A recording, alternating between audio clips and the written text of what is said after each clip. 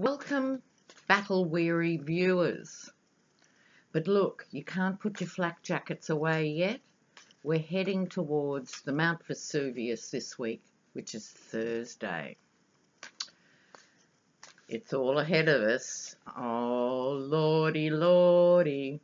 Meanwhile, since I saw you last time, Trump had his foray into the UN. As I'm sure you all know, the UN shrugged and smirked and laughed when he said he'd accomplished more than any other administration. You can say this on the back of a truck in Milwaukee, Donald, but you can't actually say it on a world stage because you know what? People know. And just because he has no idea what happens outside his own bathroom, it doesn't mean the rest of the world isn't watching, you know. He'll be furious. He will be spewing, as we say in Australia. And no doubt he'll want to cut off all funds to the UN. Well, I have to say the UN might not notice. Those viewers who are old enough may remember that the US didn't pay its contribution to the UN at one stage for 20 years. And Ted Turner was so embarrassed by this, Jane Fonda's husband, he actually paid it, you know. So America doesn't have that good a record with actually paying up. And in terms of disaster relief, the country that contributes the most per capita is New Zealand. 4.5 million people. Proportionally, they give more than anyone else. Right? So I think this is part of the myth that nations build up about themselves. Oh, we give all this money away. Well, most big countries only give money away where they're getting something back, you know. So it's like development aid money. You know, for every dollar that's given in development aid, there's a $3 to $5 return to the donor country because people are then contracted to buy their fertilizer and buy their tractors and buy everything. People don't realise the fine print and they just think it's money that's been given away. It doesn't work like that, loves.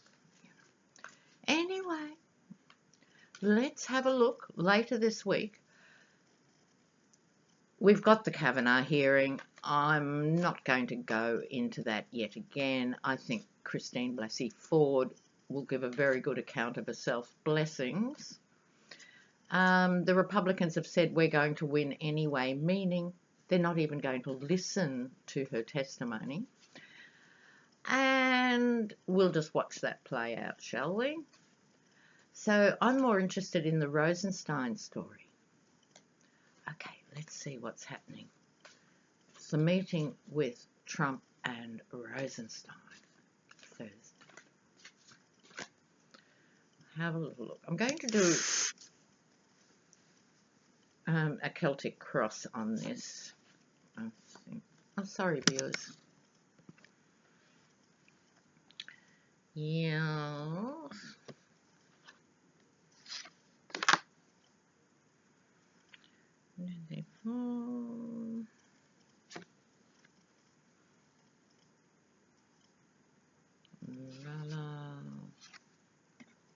Running out of room.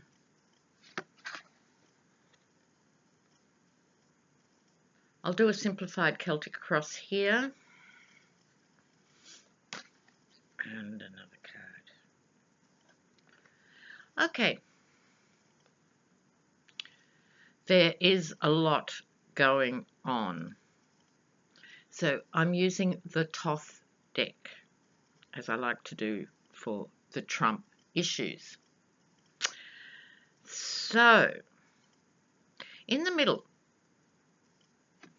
5 of Cups, disappointment.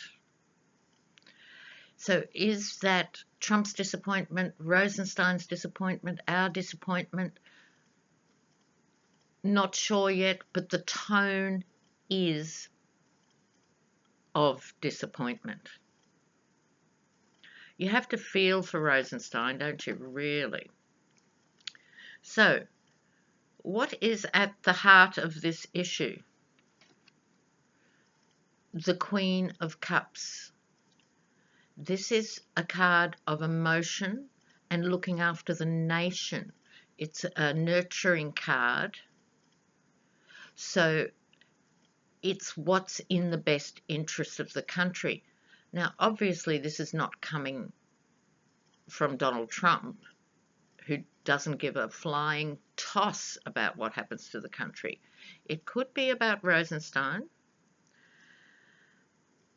So we've got here the Queen of Cups, the emotions of the country. What is a challenge or an obstacle to that? The Wheel of Completion, or the Four of Wands. This is in the Rider-Waite deck. This is the one that can be a celebration or a wedding, but it's called also falling short of that expectation. So what we have here is a sign that the meeting's not going to live up to expectations. I'm beginning to think both parties might be disappointed, and that's an interesting one. I'll have to think about that. What's at the root of the reading and the root of the meeting is the Knight of Pentacles, the warhorse, the long-term worker. This is Rosenstein. He has, excuse me a moment while I come back to you viewers, 28 years he's given to the Justice Department. I think the disappointment card refers to Rod Rosenstein. I think he's profoundly disappointed that he has been left in this situation after all that hard work. We know, viewers, those of us who've followed this very closely, and from my previous readings on him, he's been expecting to be fired every Friday for months and months, if not a year. So in and of itself, being fired is not so shocking. He and Mueller have a plan B. The investigation will go ahead regardless of who's appointed. But I'm now a bit clearer on the middle card. I think Rosenstein himself is disappointed after all that hard work. What is further back? Valor. Here. So here we have the Seven of Wands, which is standing your ground. Very interesting. So that is saying to me that Rosenstein might hold his ground and go, okay, I was thinking about resigning, but you'll have to fire me. On top of the reading, the Ten of Wands, this is also a completion card. So that could mean that the Donald does pull all the stops out and fire him. However, it's not that straightforward, is it, viewers? Because Trump's been itching to fire him. We all know this, right? But suddenly, he'd have all this conflicting advice going on. You've got the presidential advisor, Sean Hannity, who's saying, don't fire him, Donald. This is a deep state conspiracy to unseat you. And Donald would be going, what? But that message. You would have Giuliani on the end of the phone. Donald, I'd love to help. I really would. I really would. But I've forgotten how much I hate you. He'd be hanging up. You have Mitch McConnell and the others going, not this week. Trump, not this week. Of all weeks to fire the man. Don't fire him this week. Fuck. Right. So, it's not looking as if it's the smartest thing in the world to fire him this week, potentially on the same day as the Kavanaugh hearing. So, what do we have here? We have Also, the Four of Cups.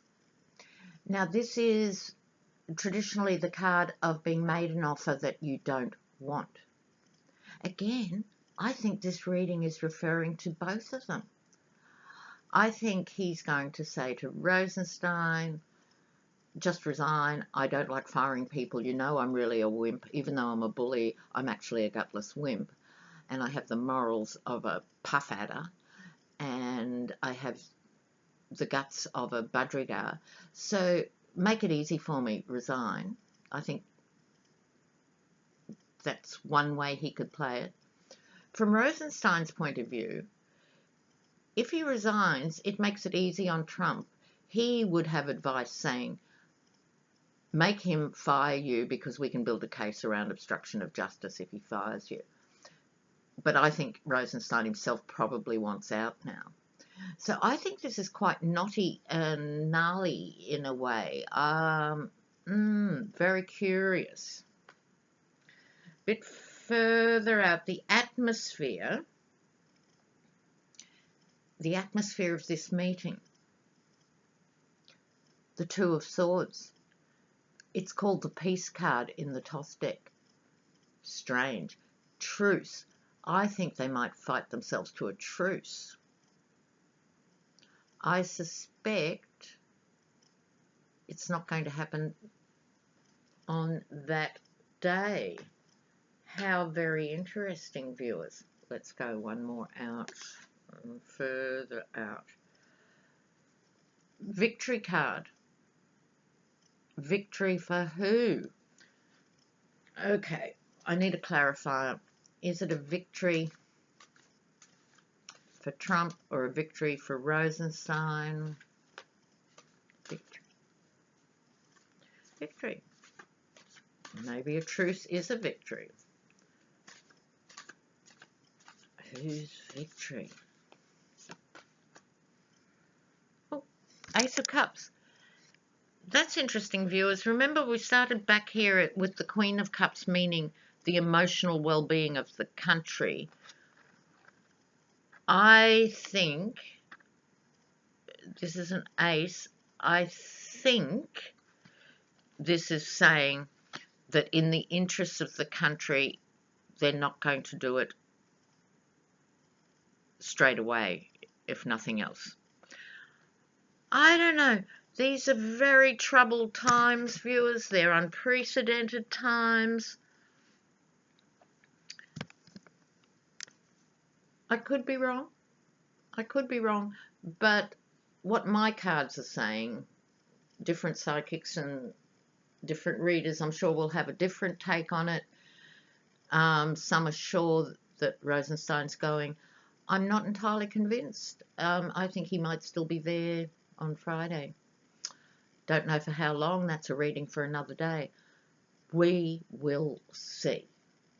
Okay, it's been great to be with you again through this particular time. And I also have some good news. And that is, thanks to your generosity and your donations. Thank you, viewers. I've been keeping a piggy bank. And today I went and bought a new laptop computer that'll have a better camera, better audio. And so as soon as I work out how to drive it, I'll be doing readings with a better computer. So that has to be good. So let's hope Rosenstein survives. Let's hope that Kavanaugh doesn't get up. I think the waters are murky enough, don't you, from what many of your comments are saying. This is not a guy who, even if he gets appointed, is going to last, because more and more muck keeps coming out.